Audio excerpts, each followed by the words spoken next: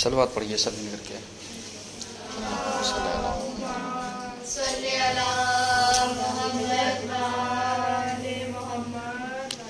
औज़ुबिल्लाहि मिनश्शैतानिर्रजीम। बिस्मिल्लाहिर्रहमानिर्रहीम। आज के चौथे दर्स में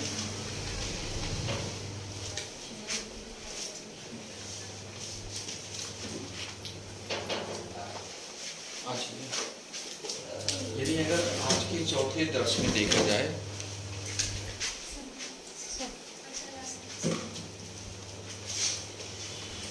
तुमने कल कहाँ पर छोड़ा था? कल कहाँ तक पढ़ाया था? है ज़हन में? यानी मेरे ख्याल से शायद ये वाली रिवायत यहाँ पर हमने छोड़ी थी। दूसरी रिवायत क़यामत के दिन हर शख्स की पेशानी पर मोमिन या काफिर लिखा होगा। ये किसकी हदीस थी? इमाम मोहम्मद बाक़िर अलैहिस्सलाम की।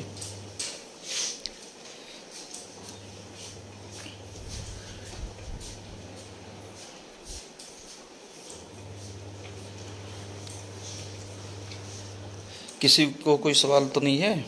अगर सवाल हो तो पूछ सकता है।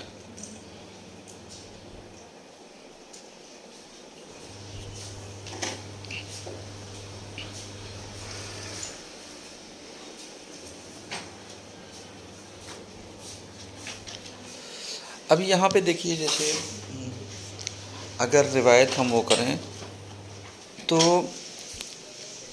जनाब फ़ातिमा ज़हरा सलामुल्लाह अलैहा की जो शफ़ाअत होगी, और ये शफ़ाअत दूसरों से कैसे वो होगी, यानी रोज़ क़यामत। जैसे हमने बताया था कि कुछ चीज़ें ऐसी थीं कि जैसे किसी की अज़मत, किसी की अहमियत को अगर दिखलाना हो, या किसी के वक़ार को कि इनका रुतबा क्या है, मर्तबा क्या है, तो उस वक्त दिखाने की ज़रूरत होती है जब पूरा मैदान या महशर बपा हो। सही है? महशर को महशर क्यों कहा गया? कौन बताएगा? महशूर का मतलब जमा किए जाएंगे, एक साथ नहीं, उठाए जाएंगे। हाँ, यानी महशर इसलिए कहा गया है क्योंकि वहाँ पर सब उठा करके यकजा किए जाएंगे।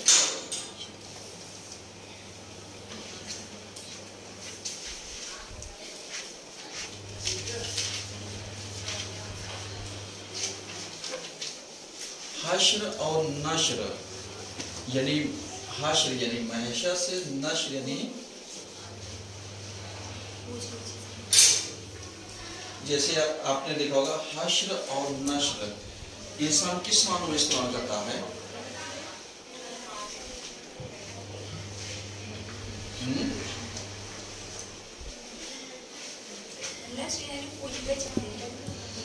नश्र यानी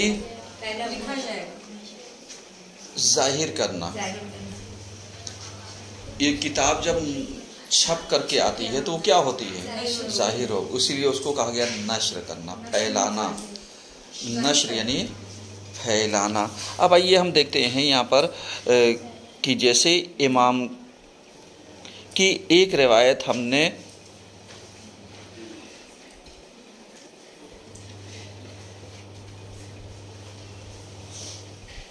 कि इमाम जो हैं, यानी जो फरमाते हैं वो यही कि हर इंसान की, हम रब दे रहे हैं, यहाँ से कल छोड़ा था, पेशानी पर लिखा होगा काफिर या मोमिन लिखा होगा।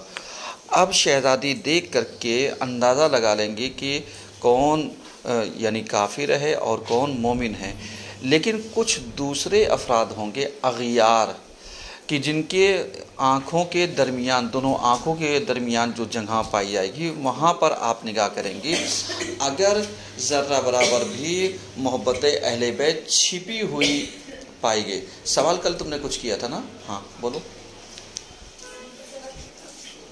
कि वहाँ पे मतलब जैसे दुनिया में किसी कोई नहीं जानता है कि फातिमा कौन है या अहले बैत कौन है, लेकिन क़यामत में जब उनका मंज़िल मकाम देखा जाएगा तो जैसे तब उस वक्त किसी के दिल में मोहब्बत आ गई उनके लिए, तो क्या वो भी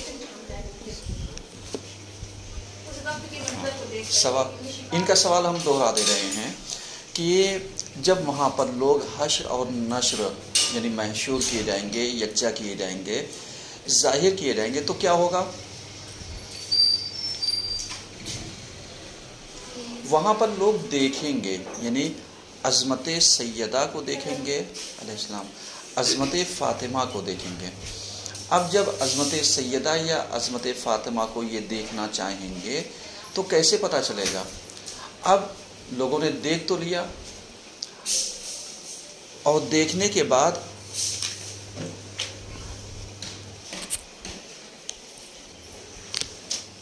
चलने दें इसी से।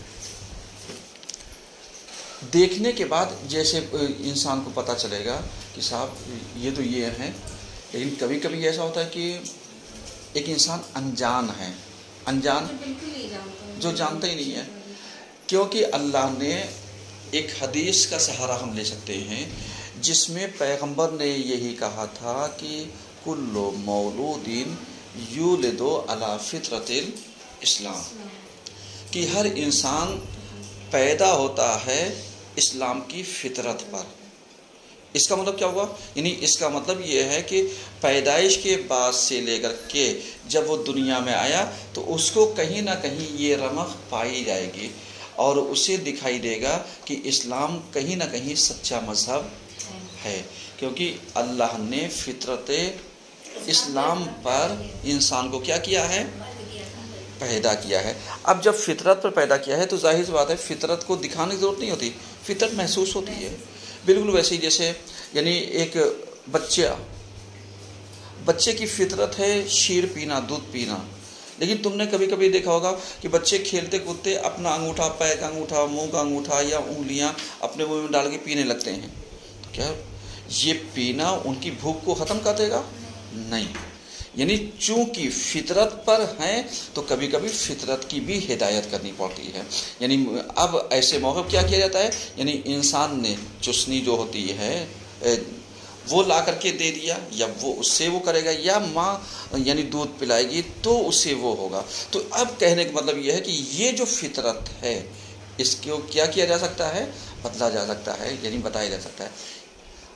अब यहीं पर आइए, कोई एक हिंदू हो, गैर हिंदू नहीं, गैर मुस्लिम कोई भी हो, कभी कभी आकर के जब वो पढ़ते हैं क्यों कहते हैं इस्लाम का मज़हब सबसे अच्छा है, यानी इस्लाम मज़हब सबसे अच्छा है, कहते हैं नहीं कहते हैं, बस ये कहते हैं कि इनके मानने वाले अच्छे नहीं, यानी इसका मतलब वो महसूस कर चुके हैं ये अच्छा है। तो अगर इस कैटेगरी में होंगे तो इसका मतलब जानबूझ करके नहीं अपनाया। तो अब दूसरा मुकदमा साजी की जाए दूसरे जवाबात के लिए कि जैसे अल्लाह ने अगर किसी इंसान को अक्ल दिया, शऊर दिया, तो अक्ल की बुनियाद पर हिसाब और किताब होगा। लेकिन जो पागल हुआ, यानी दीवाना, जिनकी अक्ल सालिम नहीं है, बेवकूफ़ है, ऐसा तो है नहीं कि अल्लाह बेवकूफ़ को ले जा कर के जन्नत में डाल देगा या जहन्नम में डाल देगा। तो वहाँ पर अल्लाह का एक कायदा यानी पेश किया जाएगा कि ये जो कुदरत मज़हब की है, ये इसका कानून, कुदरत कह रहे हैं कानून, इस कानून को यानी एक बेवकूफ़ के सामने पेश किया जाए, अक्लमंद को, जब उसकी अक्ल सालिम हो जाए, क्योंकि वहाँ पर जन्नत में दाखिला किसी बेवकूफ़ का नहीं होगा, सब एक से एक दिमागदार होंगे वहाँ पर, यानी कोई बेवकूफ़ नहीं होगा, कोई बूढ़ा नहीं होगा, कोई बच्चा नहीं होगा, है कोई पागल नहीं, कोई काला नहीं होगा, जितने हैं सब वहाँ गोरे जाएंगे। यानी ये सब रिवायतें हैं। अब कहने का मतलब ये है कि ये इस तरीके की चीज़ें जब वो की गई तो क्या ये जो इंसान दुनिया में आने के बाद जिसके पास अक्ल कम थी, ये अल्लाह की अदालत में अपनी बात नहीं कहेगा कि परवरदिगारा अगर तूने फ़ला के बराबर अगर अक्ल दी होती तो हम फैसला करते कि सही क्या है गलत क्या है, लेकिन जब हमारे पास समझ नहीं थी तो इसमें मेरी ख़ता नहीं है। अब अगर अल्लाह इसी ऑब्जेक्शन की बुनियाद पर अगर जन्नत में डाल दे तो जन्नती कहें वाह खुदाया ये तो कोई बात ही नहीं हुई, यानी इसने एतराज़ किया, आपने उठा करके जहन्नम में डाल दिया, या जहन्नमी कहें वाह भाई हमने ख़ताएं की ठीक है, लेकिन ये खाने पीने में तो इसकी अकल साथ चलती थी मेरे, ये तो हमारे साथ रहता था, फिर ये कैसे? तो कहेंगे फिर इसको भी हमारे साथ लेकर के डालो, तो क्या ऐसा होगा? अल्लाह कहेगा नहीं, तुम्हारी अक्ल वहाँ पर सालिम थी। लाओ, इनका एतराज़ है, हम इनके सामने इन्ना हदैनाहु सबीला इम्मा शाकिरन व इम्मा कफूरा, यानी हम दोनों रास्ते पेश करेंगे, यानी हिदायत के, कि अब उस रास्तों को देकर के इंसान चाहे शाकिर बन जाए, इंसान चाहे काफिर बन जाए। ये तो दुनिया के लिए था। यही फार्मूला पागल के सामने पेश किया जाएगा। अगर वो सही रास्ते को अख्तियार कर लेगा जन्नत में चला जाएगा, और अगर बुरे रास्ते को अख्तियार कर लिया तो जहन्नम में चला जाएगा। समझ आया? अब इनके सवाल का जवाब दे दिया जाए। मिल गया? अभी नहीं मिला। मिल गया होगा ज़ाहिर कुछ परसेंट, हाँ थोड़ा मिल गया। जवाब यही है कि अगर अज़मत सैयदा यानी वहाँ पर जब जलवा अफरोज़ होगी तो हर इंसान इनकी अज़मत को दर्क करेगा, और जो दर्क करेगा तो जिसकी अक्ल में कोताही यहाँ पर रह गई और उसे इजहार का मौका नहीं मिला, तो हो सकता है वहाँ पर अगर वो इजहार कर दे शहज़ादी से मोहब्बत का अपनी, तो मुमकिन है शहज़ादी उसे जन्नत में लेकर के जा सकती है। क्योंकि रिवायतें बहुत सारी अलग अलग यानी शिफात के मसले में हैं। यहीं पर एक चीज़ और भी हमें इजाफा करते चलें, कभी कभी ऐसा होता है कि वो माँ बाप को बड़ा अफसोस होता है जिनके बच्चे शिकम मादर में ज़ाया हो जाते हैं। सही है, मानो कुछ महीने के हुए वैसे हुए, ख़राब हो गए या ज़ाया हो गए, इनका क्या होगा? कहा अगर इसमें ख़ता किसी की नहीं हुई, मतलब जानबूझ करके, और ये यानी वैसे हो गए या पैदा होते ही साथ मर गए या कुछ दिन के बाद या इसी तरीके से, तो अल्लाह इनको मैदान महशर में ले करके आएगा, और ले करके आएगा तो अब इनके पास तो कोई अक्ल या शऊर या हिसाब किताब तो है नहीं। अल्लाह इनको इजाज़त देगा कि जाओ तुम अपने माँ बाप का हाथ पकड़ो, जन्नत में लेके चले जाओ। एक तरफ ये भी रिवायत है। तुम्हारे जहन में सवाल नहीं आएगा जन्नत कैसी होगी जहाँ पर सब एक ही जगह पर जाएंगे? तुम लोग कैसे कैसे मिसाल दीजिए, इसे हमें नहीं समझ में आता। जैसे हम रहते पूरी दुनिया में, ठीक है, पूरा जिंदा नहीं रहते, लेकिन कोई झोपड़ी में रहता है, कोई 5 स्टार होटल में रहता है, कोई महलों में रहता है, इस तरह से वो। हम इतनी दूर क्यों जाएं? ये आपने जन्नत के बारे में पढ़ा था ना, बताओ। वो अलग मैटर है। एक चीज़ देखिए, मिसाल बहुत अच्छी हम दे सकते हैं, और सामने की मिसाल दे रहे हैं। ये तो जोगीपुरा और वहाँ टहला रही हैं, वरना दर्स चल रहा है कानपुर में, कानपुर की मिसाल दें ताकि बच्चे ज़्यादा समझें कौन सा एरिया पॉश एरिया है, कौन वैसे है, कौन लोअर है, कौन पुअर है, कौन, यानी वो अलग मैटर है। सही है, लेकिन सब रहते कानपुर में हैं। ठीक है, हम मिसाल दे रहे हैं जैसे एक ट्रेन, चाहे यहाँ से दिल्ली जाए चाहे यहाँ से बॉम्बे जाए, ट्रेन में क्या क्लास होते हैं? तुमने देखा होगा जनरल में सहूलत कितनी है? सुनिए, हम मिसाल दे रहे हैं, सहूलत कितनी है? यानी वहाँ पर कोई गारंटी नहीं है, बस आपको घुसने की जगह मिल रही है। अब किस्मत खाली मिली तो ठीक, लड़ झगड़ लिए तो ठीक, कोई टॉयलेट के अंदर मिला वो ठीक, मतलब ठीक है ना। ये कौन से है? जनरल। उसके बाद सेकंड सीटिंग, यानी जहाँ पर यही जनरल रिजर्वेशन होता है, यानी उसके चार्जेस थोड़े से अलग लगते हैं। अब वही सीट आपकी रिजर्व, आपकी सीट के ऊपर कोई बैठ नहीं सकता। इसके बाद आता है मरला स्लीपर का। सही है, अब स्लीपर हमने वो किया तो स्लीपर इससे बेहतर, यानी मालूम लिया कि वहाँ पर अब सीट नहीं है, पूरी बात है कि आप लेट भी सकती हैं और बैठ भी सकती हैं। अब इसी पर आइए चेयर कार वगैरह। सही है, चेयर कार किसे कहते हैं? कि जहाँ पर यानी क्लास अच्छा है एसी का, लेकिन आपको जो बैठने की जगह मिलेगी उस बैठने के लिए है, लेटने के लिए नहीं है। सही है, चेयर कार मतलब इस तरीके से कि जैसे कार में तुमने देखा होगा हम थोड़े से टेढ़े हो सकते हैं, लेट नहीं सकते, मतलब ज़रा सा एंगल, इसलिए चेयर कार हो गया। उसके बाद एसी में फर्स्ट, सेकंड, थर्ड। उसके बाद ये जब हो गया, अब हम तुमसे सवाल करते हैं ट्रेन अलग है या एक ही है? कोई ऐसा तो है नहीं कि कोई जनरल वाला देर में पहुंचेगा और फर्स्ट क्लास वाला पहले पहुंच जाएगा, ऐसा तो नहीं ना, एक ही साथ है। लेकिन इसी ट्रेन में सब अलग अलग कैटेगरी है। कहा जन्नत ऐसे ही है कि मालूम या जन्नत में गए तो कहाँ पर गए, जनरल में चले गए। अब वहाँ भूखे तरीके से भरे हो वो बात की मैटर है। लेकिन जो वीआईपी होंगे, मतलब ये हमने एक मिसाल दी आपके लिए। तो अब जो जन्नत में जाएंगे तो ये आमाल अंजाम देने वाला, ऐसा थोड़ी नहीं कि मतलब उसे ऐसी नहीं, दर्जात हैं जन्नत में। तो ये समझ आए ना, मिसाल दे सकती हो इस तरीके से कि एक ही ट्रेन में इतनी कैटेगरी पाई जाती है। न ट्रेन किसी के पैसे देने की वजह से पहले पहुंच सकती है, ना बाद में। जब यानी जैसे ये पहुंचेगा वैसे वो भी पहुंचेंगे, लेकिन फ़र्क यही है आसाइश और आराम के हिसाब से कि जो जितना पैसा देगा वो उतने आराम में रहेगा। सही है। ऐसे ही जन्नत, जो जितने दुनिया में आमाल अच्छे अमल देगा वो उतने ही सुकून में रहेगा, और जो आमाल अंजाम नहीं देगा अच्छे, सही है। चलिए बहरहाल अब शिफात का मसला, चूँकि शिफात को पढ़ाते हैं, ये जो ट्रेन चलती है इसमें शिफात का मतलब आप समझते हैं क्या है? नहीं, टिकट है वो तो कंफर्म है हमारी। यहाँ पर ये शिफात किसे कहते हैं? जैसे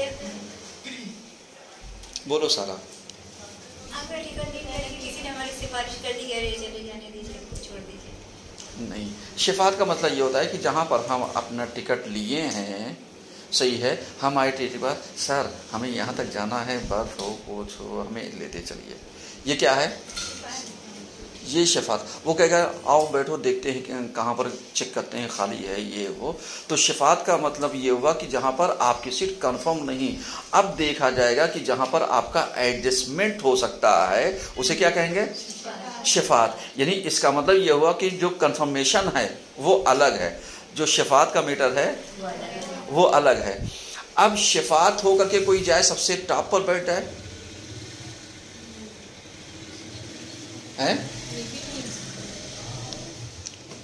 बोलो। मतलब ये कैसे होगा? वो तो एक सीट उसको मिलेगी, इतनी आसाइश नहीं मिलेगी ना। अगर शिफात भी होगी तो इतनी आसाइश थोड़ी मिलेगी, ऐसे आमाल होंगे ऐसी में नहीं।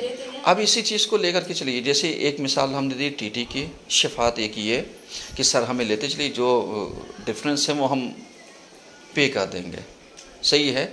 एक वो हुआ टीटी ने हमें पकड़ लिया, यानी हम घुस तो गए थे, पकड़ लिया तो पेनाल्टी कितनी लगेगी? टिकट के 3 बराबर, यानी जिस उसमें कोच में घुसे उसके 3 बराबर चार्जेस हमें लगेंगे। और अगर हमने पहले से बात कर ली तो मुमकिन है ले दे करके हो जाए। ये तो वो हुआ जहाँ हम पकड़ेगी, जहाँ पे हमने बात की। एक वो होता है नहीं, मालूम दिया कि साहब हमारा तो पौवा है, हम कैसे, चलो देखेंगे जहाँ बैठेंगे, नहीं होगी टीटी देगा क्यों नहीं, सस्पेंड करा देंगे। ये क्या हुआ? ये सिफारिश है या अधिकार है?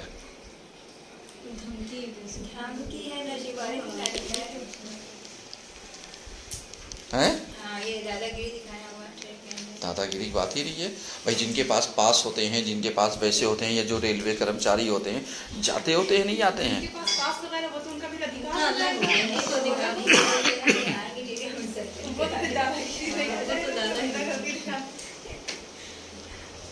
खैर, यानी कहने का मतलब यह है कि सिफारिश ज़रा से चलती है, अधिकार इंसान पूरा लेना चाहता है।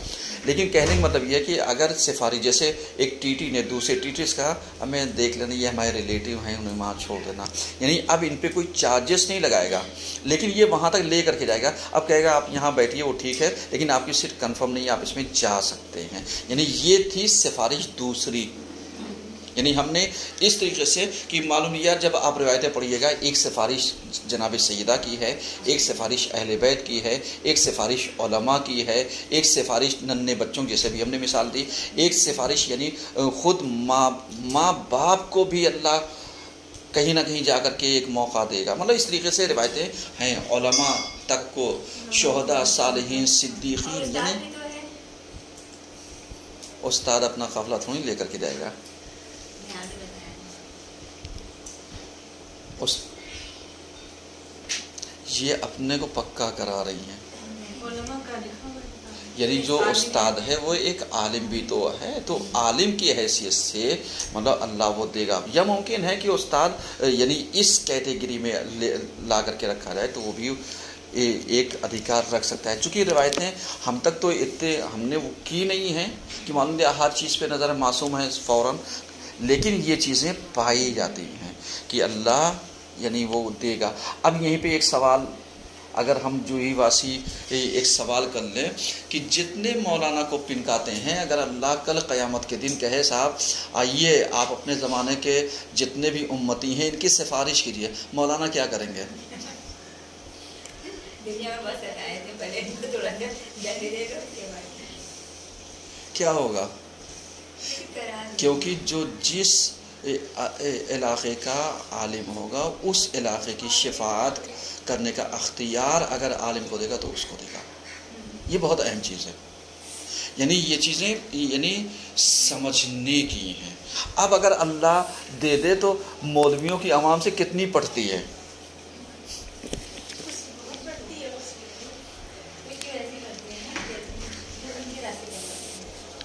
चलिए हम इसको यहीं पे छोड़ देते हैं, वरना अगर हम पहुंच गए तो दूसरे मौजू पहुंच जाएंगे।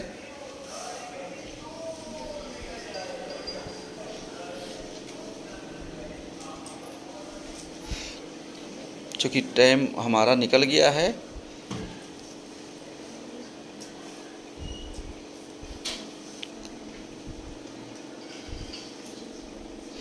अब यहाँ पर जब जन्नत की तरफ चलेंगे तो क्या माहौल होगा? पढ़िए जरा सा, पढ़ा है?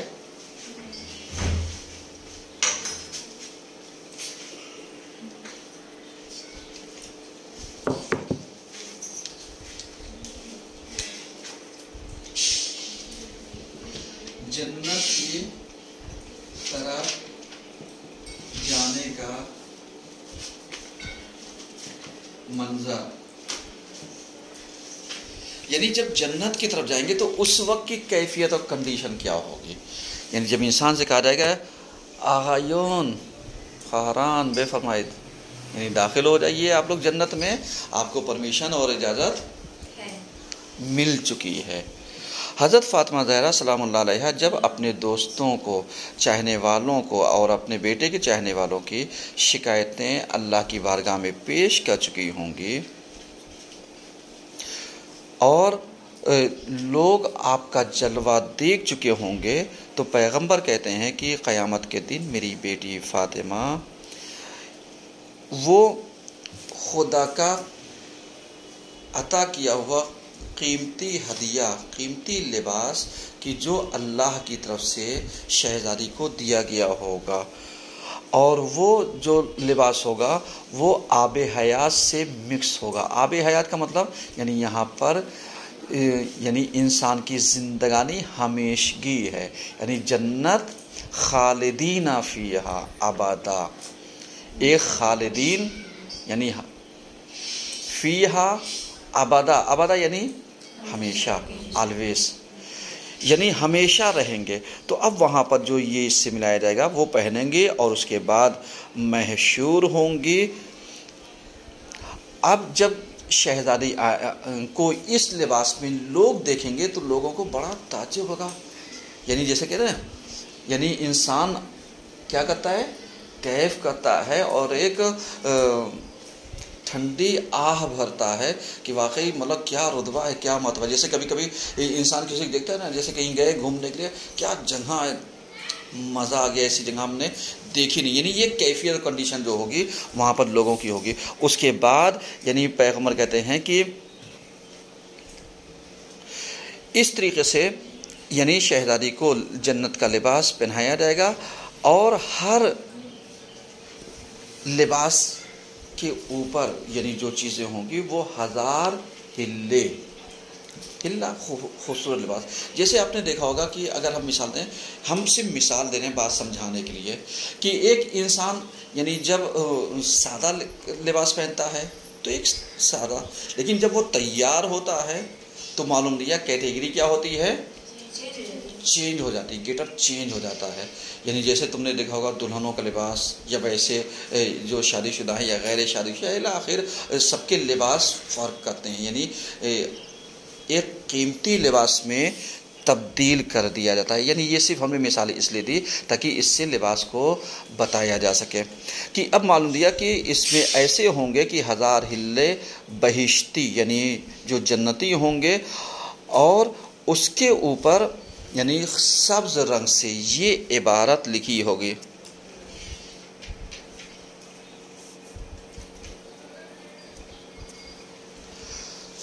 यानी कि ये कौन है, ये फातिमा हैं, और ये जन्नत के जवानान जो हैं, मतलब जो निसाइल आलमीन औरतें हैं, उनकी कौन है, ये सरदार हैं। अब जब सरदार इस कंडीशन में खड़ा होगा तो अब इनके दाएं बाएं जो कनीज़ें होंगी वो 70,000 कनीज़ें इन्हें अपने लाहो लश्कर के साथ आन बान शान से ले करके क्या करेंगे, चलेंगे। यानी कनीज़ें चलेंगी ले करके किसको, शहजादी को। अब जब शहजादी जब ले करके ले जाई जाएंगी, पहले थोड़ा सा हम लिख दें ताकि हवाला धीरे धीरे,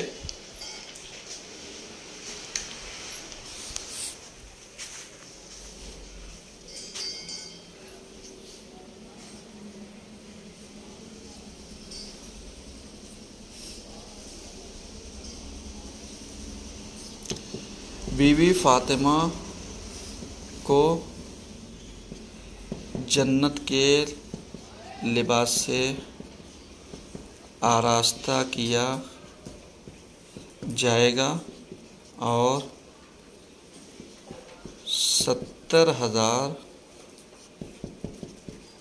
कनीज़ों के साथ वारिदे बहिश्त होंगे। यहाँ पर यानी हवाला आएगा, अभी हम लिख देते हैं इस पे ताकि याद रहेगा। उसके बाद यानी जो पैगंबर के इस बेटी के इस्तक़बाल में जो हूरें होंगे, यानी इसका मतलब हूरें और कनीज़ें वहाँ फ़र्क करेंगे। हूर यानी वो औरत कि जो जन्नतियों को अता की जाएंगे। कनीज़ें कौन होंगी, वो इनकी खिदमत गुजार होंगे। समझ में आए, यानी हूरें यानी जो अता की जाएंगी इनाम की सूरत में, और जो कनीज़ें होंगी वो इनकी यानी खिदमत के लिए होंगे। पैगंबर कहते हैं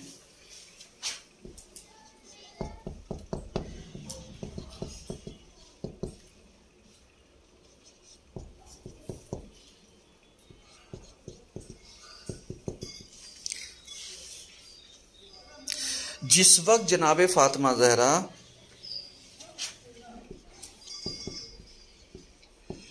जन्नत के दरवाजे पर पहुंचेंगे,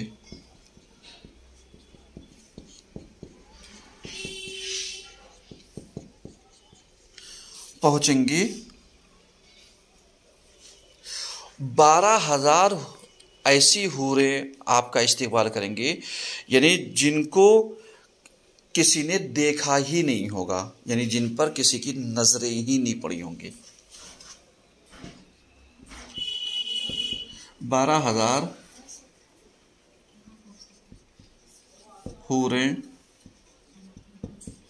जिनको किसी ने देखा तक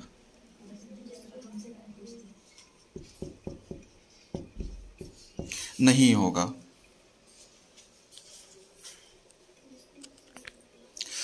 देखा नहीं होगा और ना देख सकता है।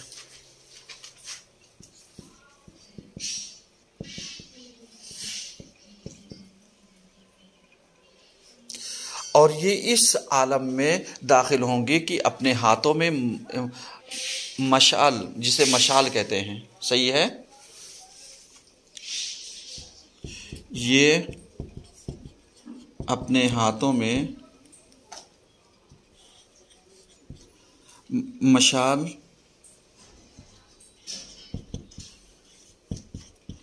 लिए होंगे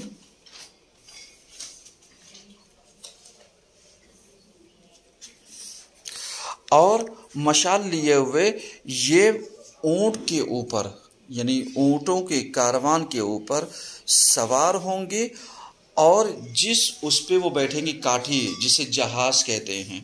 जहाज ये वाला नहीं, मतलब काठी काठी जिस पे वो लोग बैठते हैं, मतलब ऊँट वाले क्या बोलते हैं उर्दू में? कजावा।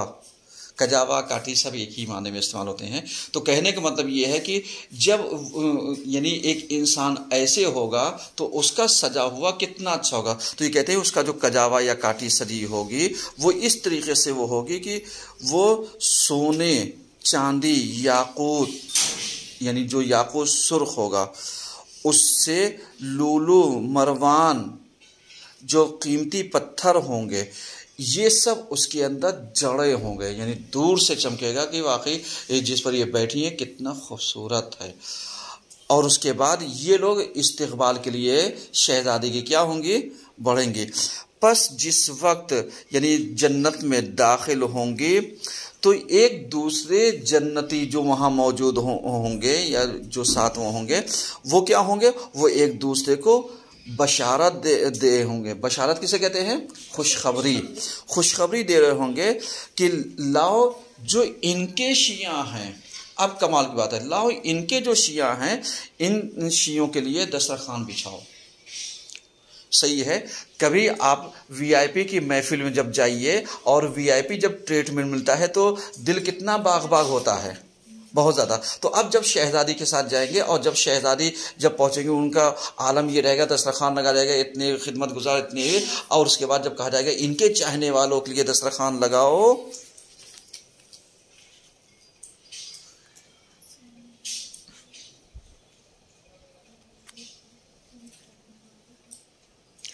और ये दस्तरखान कैसा?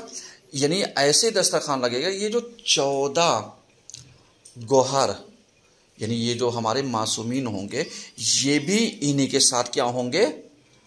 यकजा होंगे, बैठे होंगे।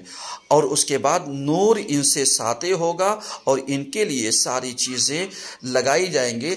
और ये जितनी कनीज़ें और गिलमान होंगे ये क्या करेंगे? गुलाम, गिलमान कहने गुलाम, ये जो होंगे ये यानी इनकी खिदमत के लिए लगा दिए जाएंगे कि बिस्मिल्लाह नोश कीजिए, ये सब आप ही का है। जैसे हम लोग कहीं जाते हैं दावत वगैरह में, कहते हैं आइए आप मेहमान हैं, ये सारी मेहमानदारी आपकी, अब आप चाहे जहाँ बैठिए, जो खाना हो खाइए, जो पीना हो वो पीजिए। तो अगर ये कैफियत जन्नत की होगी तो क्या होगा खारान? हैं?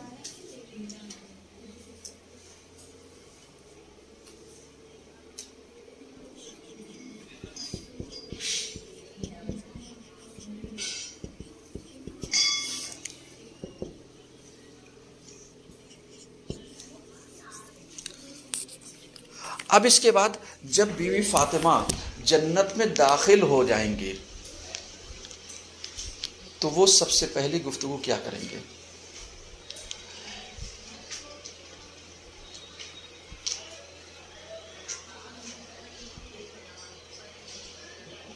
जन्नत में दाखिल होने के बाद सबसे पहला कलाम शहजादी क्या करेंगे?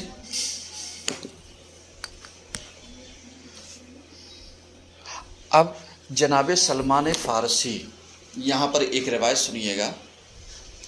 जनाब सलमान फ़ारसी ने यानी पैगंबर से पूछा कि जिस वक्त फ़ातिमा जन्नत में दाखिल होंगी उस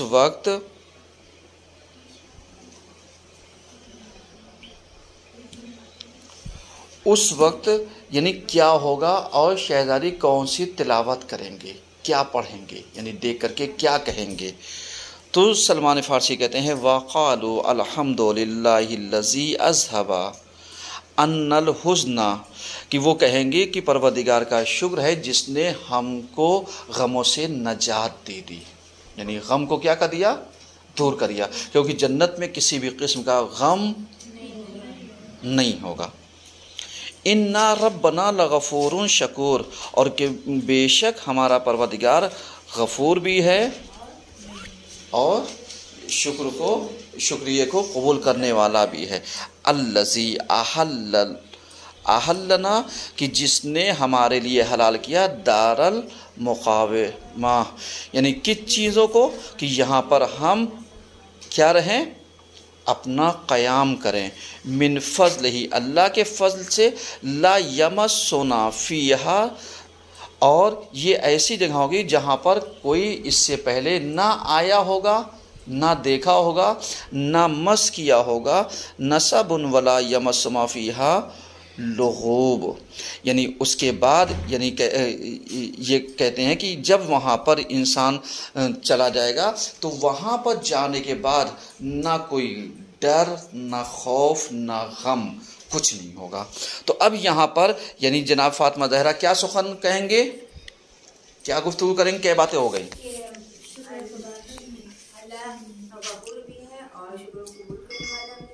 सलमान फ़ारसी ने पैगंबर से पूछा,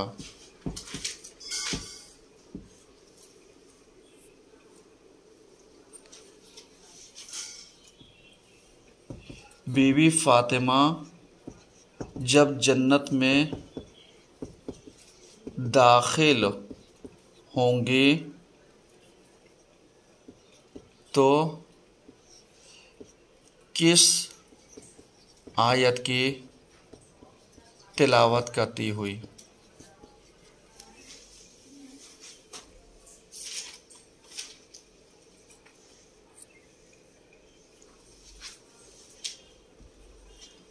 वक़ालू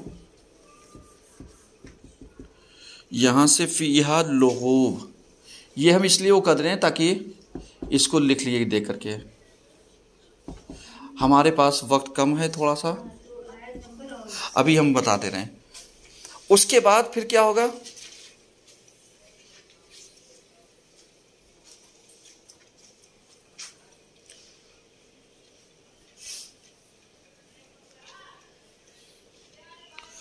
अब जब जनाब फातिमा ज़हरा यानी जन्नत में दाखिल हो जाएंगी तो अंबिया इनसे मुलाकात करने के लिए आएंगे।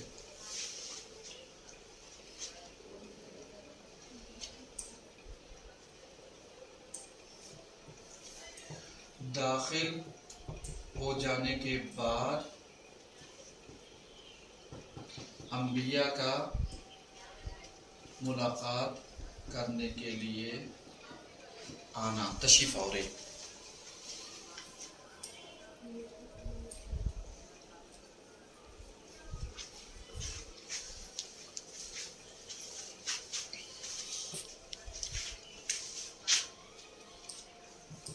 हजरत आदम से लेकर खातम तक। अब यहाँ पे ये हमने लिख दिया है ताकि इसका हवाला ज़हन में रहे।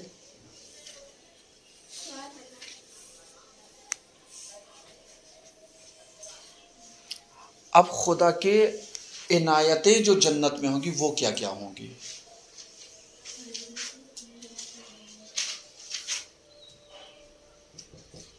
जन्नत में खुदा की इनायत, जन्नत में खुदा की इनायतें क्या होंगी?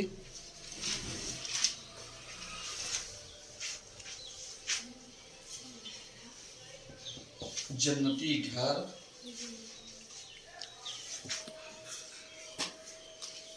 पैगंबर कहते हैं कि जिस वक्त मुझे मेराज पर ले जाया गया और मैं जन्नत में दाखिल हुआ तो मैं फातिमा के महल के पास पहुंचा तो हमने देखा कि उस महल के अंदर 70 महल हैं और जितने उसके दरो दीवार हैं, ताक हैं, ये सब यानी सुर्ख मरवारीद या मरवारीद, हम लोग कहते हैं मरवारीद से बना हुआ।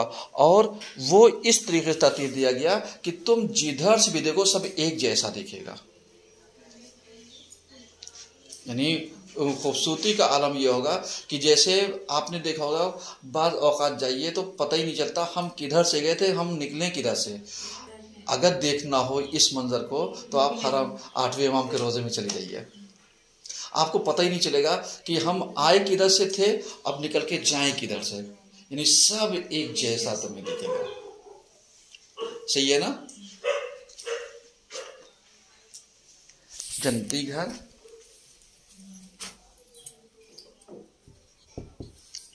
फातिमा का महल,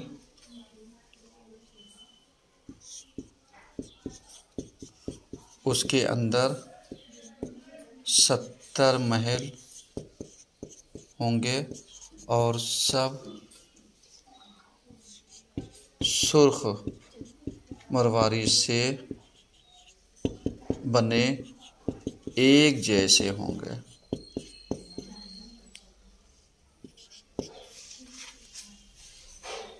उसका दूसरी चीज क्या होगी?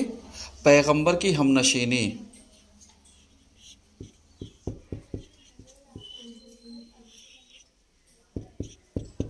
पैगंबर की हमनशीनी। पैगंबर ने कहा, ऐ अली, तुम और फातिमा यानी मेरे साथ जन्नत में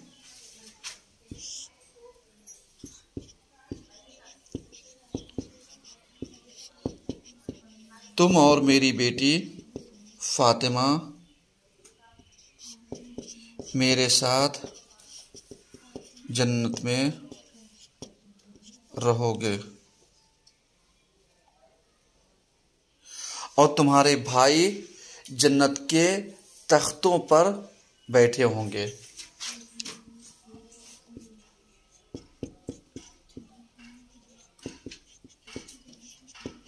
जन्नत के तख्तों पर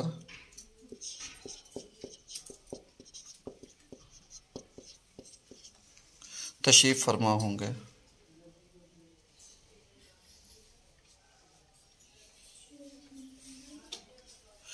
अब तीसरी चीज जो जन्नत में होगी, दर्जे वसीला। वसीला यानी ये वाला वसीला नहीं जो हम लोग उर्दू में समझते हैं, ये वसीला एक नाम है। तीसरी चीज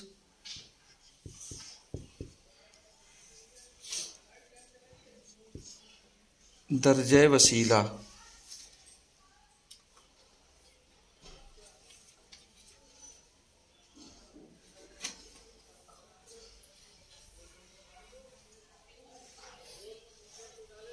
ये दर्जे वसीला कौन सा होगा?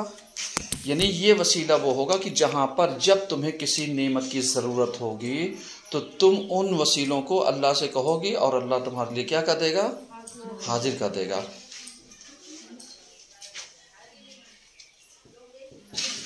पैगंबर से पूछा गया,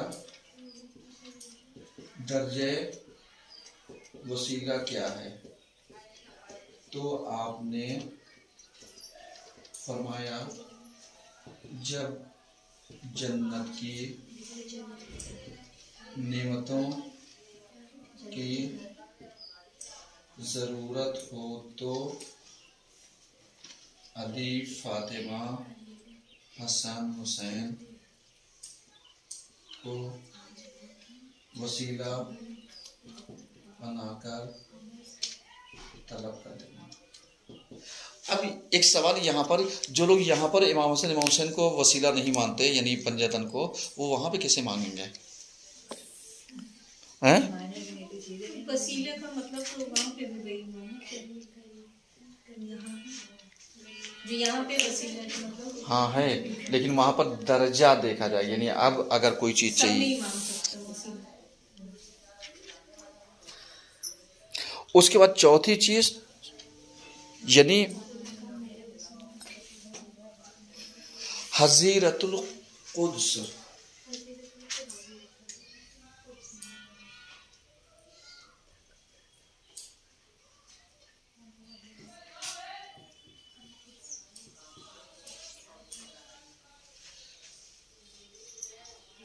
हजीरतुल कुद्स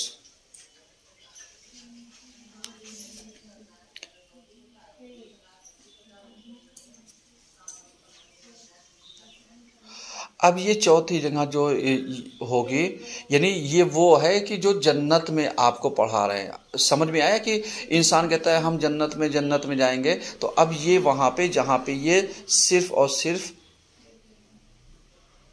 अहले बैत रहेंगे, ठीक है।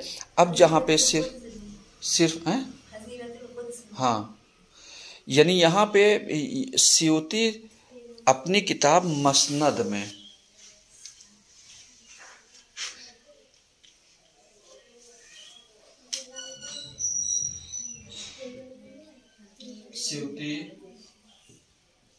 अपनी किताब मसनद में लिखते हैं कि फातिमा अली हसन हुसैन जन्नत में एक जगह हज़ीरुल कुद्स यानी है कि जहाँ पर सफ़ेद गुंबद के नीचे ये बना होगा, और यहाँ से लेकर के जो छत होगी और अर्श, ये परवरदिगार की ख़ास जगह होगी, ये परवरदिगार की ख़ास जगह होगी। और जहाँ पर ये हसन हुसैन अली फातिमा वहाँ पर मुस्तक़र होंगे।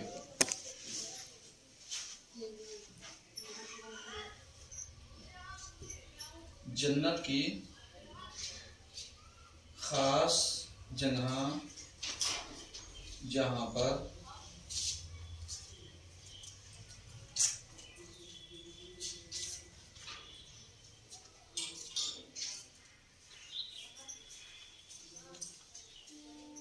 अल्लाह का अर्श ख़ास होगा और अली फातिमा हसन हुसैन इन जगह पर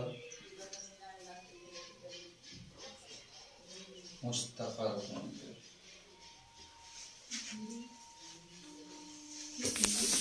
क्या हुआ?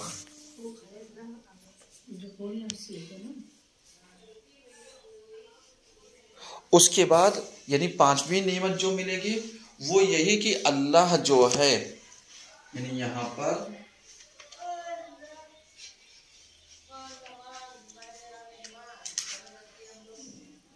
एक, दो, तीन, चार, ये देखो, ये यहाँ पे हम 5 लिख रहे हैं, ये ज़हन में रहे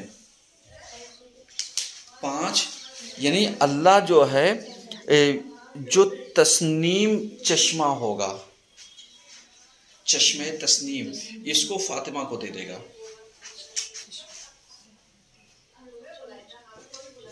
चश्मे तस्नीम। तबरी ने यानी जो रिवायत की है हम्माम इब्ने अबी अली से रिवायत की है कि इन्होंने मौला अली से पूछा कि आप बताइए आपके शियों के बारे में आपका नज़रिया क्या है। तो यहाँ पर ये कहते हैं, मौला कहते हैं, ऐ हम्माम, तुम हमसे यानी इनके औसाफ के बारे में पूछते हो कि मतलब ये कैसे होंगे, तो जाकर के देखना कि जो कुछ हमने किताब खुदा में पाया है ये वही लोग होंगे कि जो पैरवान खुदा और पैगंबर के पैरों और उनकी दीन में मदद करने वाले और उनके वलियों के साथ देने वाले होंगे। और उसके बाद इमाम ने कहा कि ये लोग अल्लाह के ख़ास बंदे होंगे कि खुदा जो है इनको इस खुसूसियत की बिना पर कि ये शी अयान अली हैं जन्नत में लेकर के जाएगा और इनके मशाम में वो खुशबू जाएगी जिस खुशबू को किसी ने सूंघा नहीं होगा। सही है। और उसके बाद यानी ये चीज़ें और इनकी मंजिलत जो है वो यानी जन्नत फिरदौस में होगी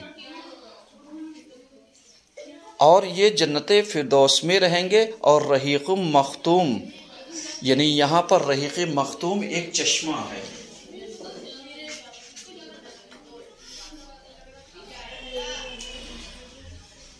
मौला से औसाफ शिया के बारे में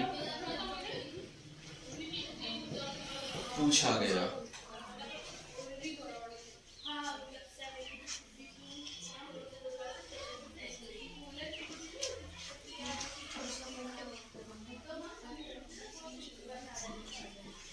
रहीक़ मख्तूम सही है। तो यहाँ कहते हैं रहीक़ मख्तूम एक चश्मा है कि जिसे तस्नीम कहा जाता है और इसको कोई इस्तेमाल नहीं कर सकता कि जब तक यानी जनाब फ़ातिमा ज़हरा बेइज़्न परवदिगार इजाज़त नहीं देंगे।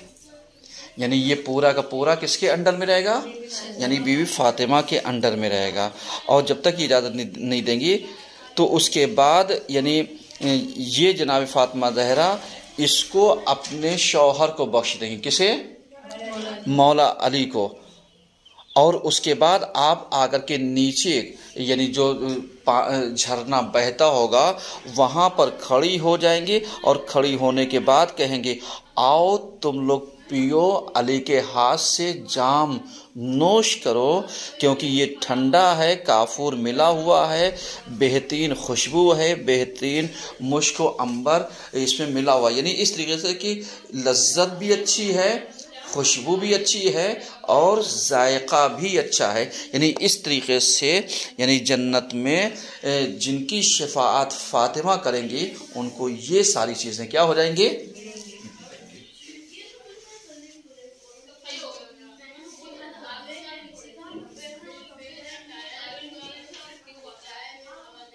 चश्मे तस्नीम को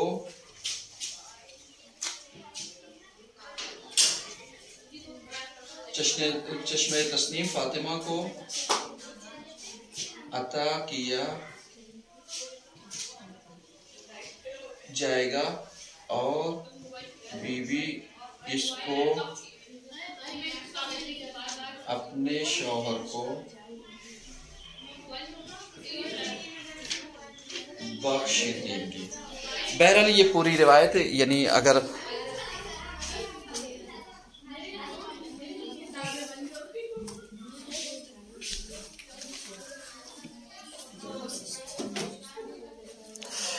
ये देखिए यहाँ पर इसका हवाला लिखिए, बशारुल मुस्तफ़ा किताब का नाम है।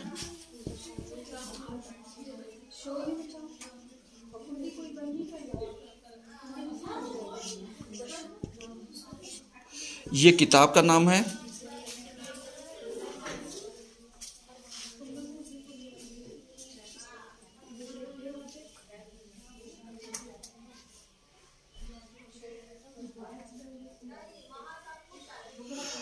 ये इसका हवाला लिखिए।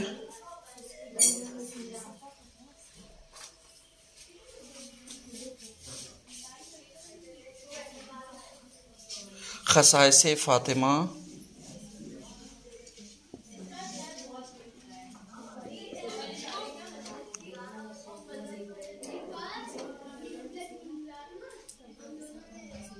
सफ़ा 341।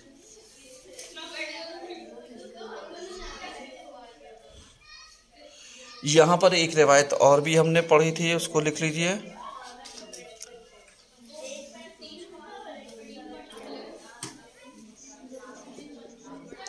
मुस्नद फ़ातिमा सफ़ा 45, किफ़ायतुत तालिब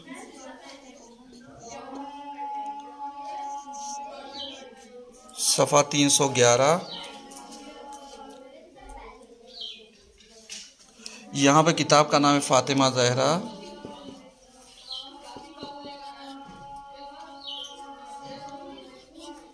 सफ़ा 99।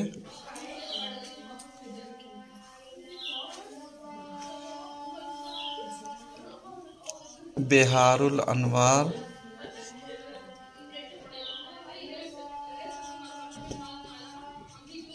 जिल्द 43 सफ़ा 227।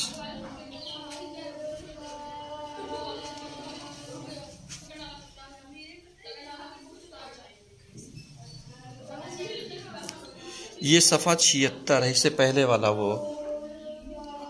227 हाँ, ये यहाँ पे बिहारुल अनवार जिल्द 43 सफ़ा 227। उसके बाद ऊपर देखिए, ये अल-क़तरा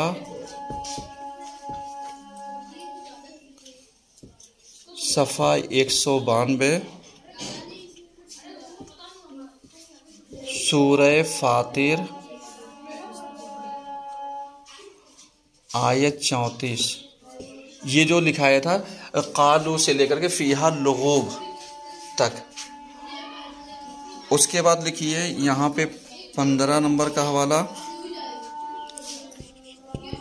बिहारुल अनवार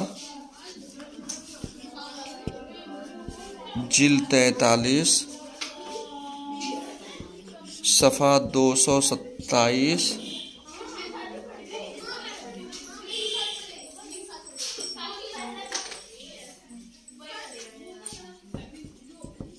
ज़खायरुल उक़बा सफ़ा 48। ये यहाँ पे हमने देखिए हवाला लिख दिया है ताकि आपके ज़हनों में रहे। ठीक है, सलवात पढ़िए सब मिल कर के।